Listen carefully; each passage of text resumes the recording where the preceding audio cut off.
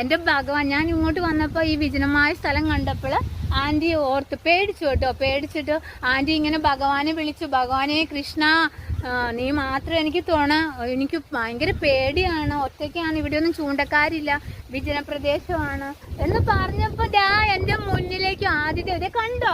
ഞാൻ നുണയാണോ പറഞ്ഞത്? ആദിദേവനെ നോക്ക്, ഭഗവാൻ കൃഷ്ണനെ പോലെയല്ലേ, നോക്കി എത്ര സുന്ദരനാ അവന് ചിരി കണ്ടോ.